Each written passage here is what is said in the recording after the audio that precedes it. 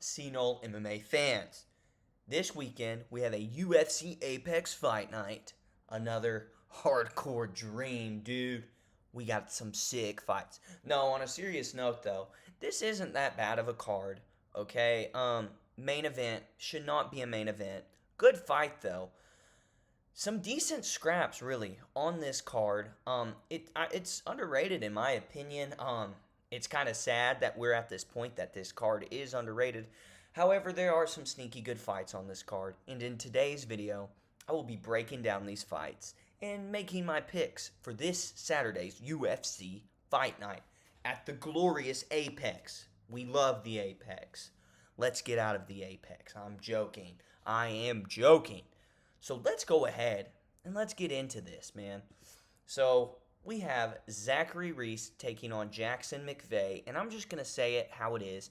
I know Reese is taking this fight on short notice, but Jackson McVeigh is not good whatsoever. He looked absolutely awful in his last fight against Bruno Ferreira.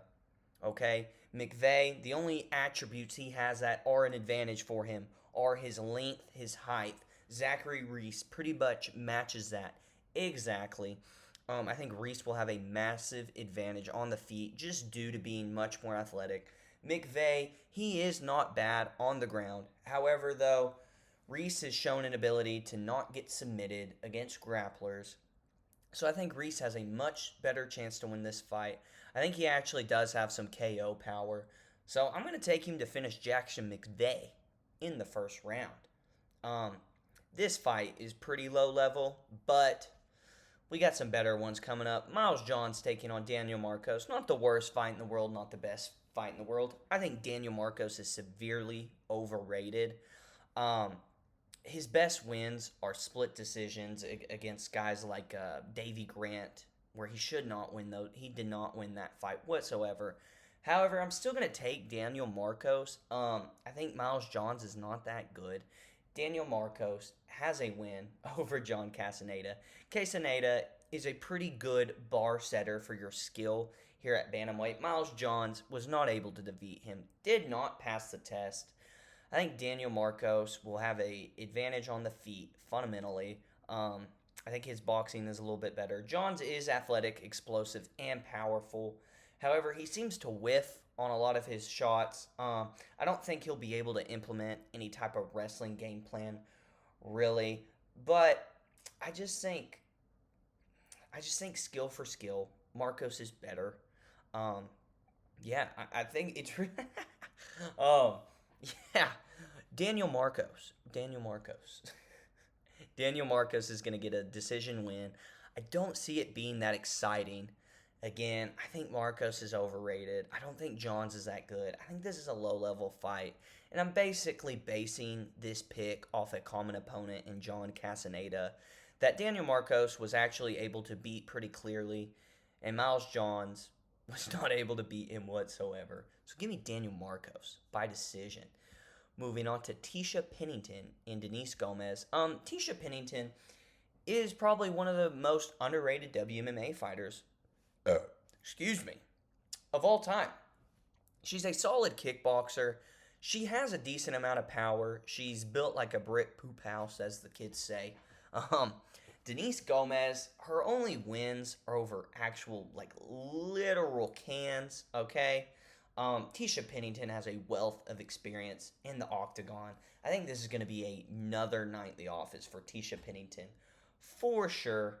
And like I said, I think Pennington actually has finishing potential inside the cage with her rusty kickboxing. Shout out Lucas Tracy, come out of retirement, my man. Nevertheless, though, give me Tisha Pennington by split decision. No, unanimous decision. I think she'll make easy work of Denise Gomez. Denise Gomez is one of those WMMA fighters that really, she's not that good anywhere, but she looks masculine enough to where she's decent at fighting. So give me Tisha Pennington by decision with decent cardio kickboxing. Moving on to Josh Hokett taking on Max Jimenez. Bro, he was loaded in and then he wasn't. The freaking Josh Hokett ain't about that woke life. We'll just leave it there, guys.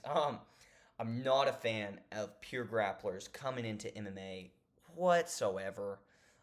It's Hokit's debut in the UFC as well, coming off a decent finishing performance on the Contender Series. But Hokit, he's a former NFL player. He's going to have a significant athletic advantage and speed advantage. He is not a blob at heavyweight. Jimenez is a blob. I think he's going to be plenty athletic enough to not allow this fight to get to the ground and not get submitted. That's pretty much all he has to do is not get submitted to win this fight. I'm going to take Hokit by second round knockout. I think Jimenez may give him a couple problems early on in the fight, possibly get him down to the ground. But as long as Hokit does not get submitted, second round, he's going to knock him out. Jimenez, however you say his name, will be gassed, man. He is a blob.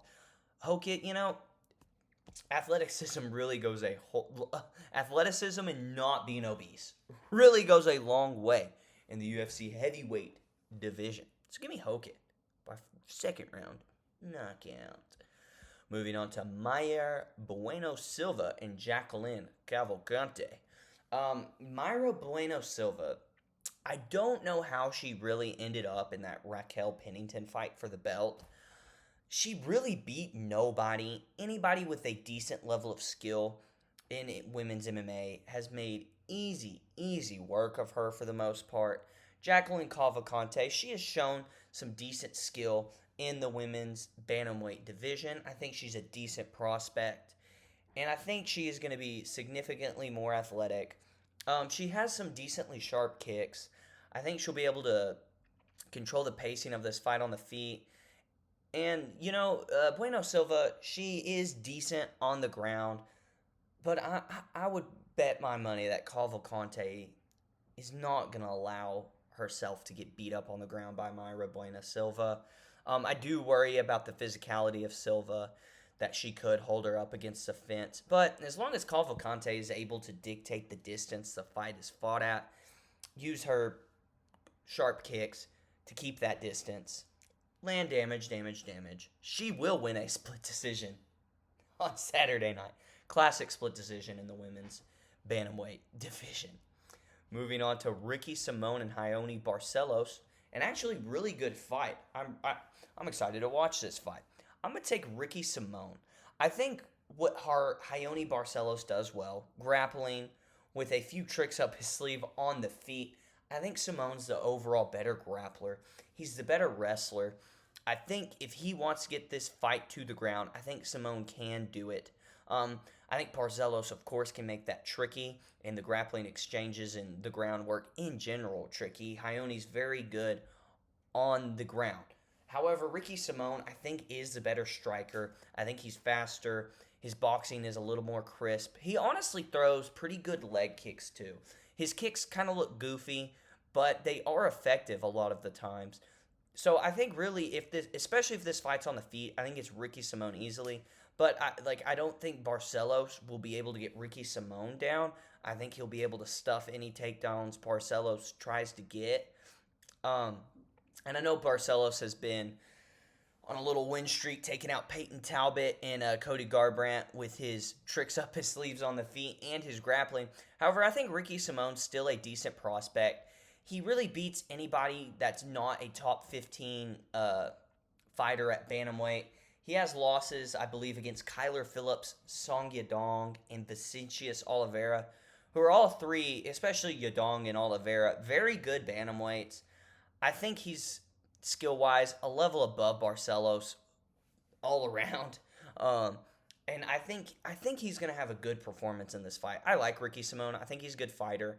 I think if he puts a couple things more together, I think we could see him in the top 15 here pretty soon. Or maybe after this win. So give me Ricky Simón. Give me Ricky Simón.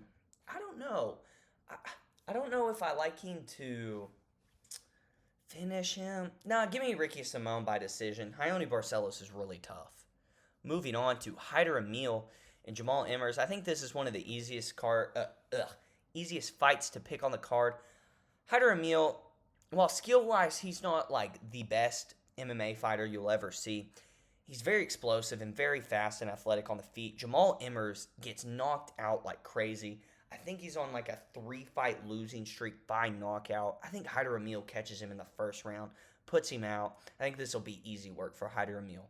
I'm gonna give me Hyder Emil by first round KO.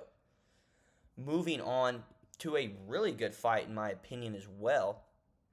Marco Tulio and CLD. Christian Leroy Duncan. I'm going to take Marco Tulio. I think he's really good, man. He's physical. He's athletic on the feet. Powerful. Very good kickboxing. CLD, he is athletic. Very good, pretty good striking. However, he has losses to Armin Petrosian. Petrosian's not that good. A recent loss to Gregory Rodriguez. And I think he's just too timid, too hesitant on the feet to really do what he needs to do to win this fight. And I think Tulio's going to bring the fight to him, push the pace on him. And I think Tulio, man, he's powerful. I think Tulio either like late third round TKO or a very decisive decision win. So Marco Tulio, I think he's like a lock in this fight. I really do. CLD's pretty good, but he's very hesitant. I know he's coming off that crazy knockout win. I can't remember the guy he fought. He wasn't that great. I think Marco Tulio has a chance to be something in the middleweight division. Give me Marco Tulio. Let me get a little sip of DC. Moving on to Chris Padilla and Ishmael Bonfim, the Bonfim bros. I'm going to take Bonfim. You know, no. No, yeah, give me Bonfim. Bonfim has lost to higher level guys. He does have a win over Terrence McKinney by knockout, which Terrence McKinney ain't too hard to knock out. However, it was a pretty sick flying knee. I can't lie. Chris Padilla, man, I don't even know what to say about him. Like, he has some finishes on the regional scene. His UFC performances have not been that great at all. And he beat Lon Top and Rong Zhu. And he's coming off a win against Jai Herbert, where I think he lost that split decision clearly. I mean, not clearly, but I think Herbert got robbed, man. Bonfim, you know, I think he's just a better fighter. I don't think Padilla's good. Bonfim, he'll probably be able to do pretty good work on the ground. Probably have a speed advantage and athletic advantage on the feet, even though I think his striking's pretty subpar in general. He has finishing ability somewhat. Yeah, give me Bonfim by decision. This is a weird fight. I don't feel very confident in it. I feel like something weird could happen in this. Moving on to another actually solid fight. The Kung Fu King, Muslim Solikov, taking on Uros Medic. Both guys coming off winning streaks. Great finishes they've had. But I'm going to take Salikov. And I'm going to take him to knock him out, to knock out Uros. In the second round, I think... Sorry, I'm brain dead today, guys. Muslim Salikov has some pretty nasty kicks, man. He's pretty unpredictable. Medic, he's pretty powerful. Good boxing, lighter man skills, but I think Salikov is just in his old man era, man. He's just in his old man era. I like the run he's been on. In Medic, like, he has wins over guys like Gilbert Urbina, Tim Means, Matthew Schmellischberger. Those guys aren't good. Salikov is coming off knockout wins of Carlos Leal. His losses are against Randy Brown and Nicholas Dalby and Ling Jianglian for the most part. Those three guys are pretty good fighters, especially at that time for Dalby. Dalby, not so much anymore. But I think Salikov is pretty tricky on the feet, especially for a basic striker like Medic. And I think Salikov's going to catch him in the second round and put his lights out. The Kung Fu King. Moving on to the co-main event. Matt Schnell and Joseph Morales. I like Joseph Morales in this fight. I think Alibi Idris, the guy he beat for the Ultimate Fighter, I think he's a good fighter. I was expecting him to win that fight, and I still think he's good. But Joseph Morales, he fights very smart. He has a good wrestling game, and Matt Schnell has a good ground game as well. However, he's been out of the octagon for almost 3 years at this point, and I don't like that, especially for lower level guys. And a guy in Schnell who's been getting finished multiple times recently. I just like the odds of Joseph Morales winning this fight much more than Schnell winning. I think this is a closer fight than the odds necessarily dictate. However, I'm going to take Joseph Morales by a finish of some sort. I'm going to take him by submission in the second round. I like that. Yeah, second round submission for Joseph Morales. Probably like an arm triangle of some sort. But man, I just do not trust Matt Schnell at all. I think Joseph Morales will be able to impose his will against him. Schnell he used to be like a tough guy, but man, that chin is not very good. He's getting finished very easily. Joseph Morales, young and hungry, fought here pretty recently. Give me Joseph Morales by second round submission. Moving on to the main event in Randy Brown and Gabriel Bonfim. This is a pretty tough fight to pick. However, I'm going to take Randy Brown, and I'm taking Randy Brown because I don't think Bonfim is that tough. He lost to Nicholas Dalby, which at the time, Dalby, decent fighter, right? He got in these clinch situations with him, and he just crumbled to knees, man. And I think Randy Brown, he's very hungry. One of the most underrated fighters in the UFC right now. One of the most underrated fighters in UFC history.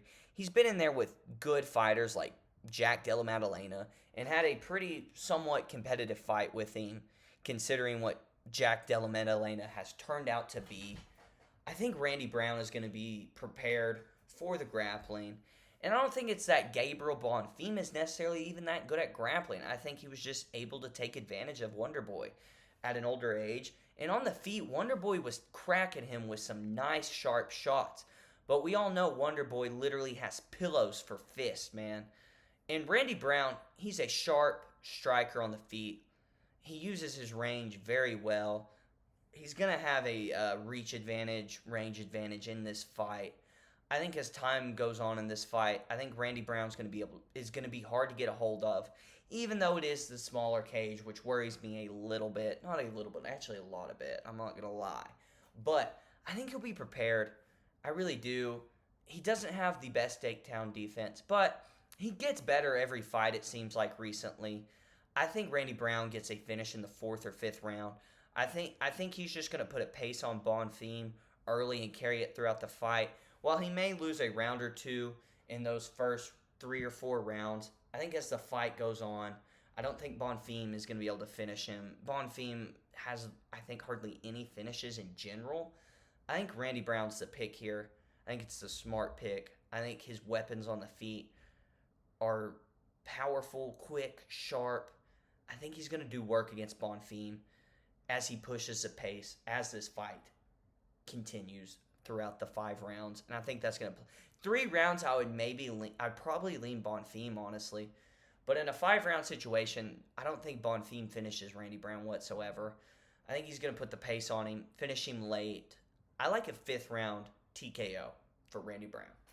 Guys, those are my picks and preview for UFC Fight Night this weekend at the Apex. I'm sorry if this video kind of sucks. I just got a weird stomach ache and lightheadedness. And I really wanted to get this video out today, guys. So let me know what y'all think about my picks. Drop a comment below where you agree and disagree with me. Please like this video. It would help me out a lot. Please subscribe. Doesn't cost you anything. Subscribe, man. See you in all MMA. I should be back tomorrow. God bless y'all.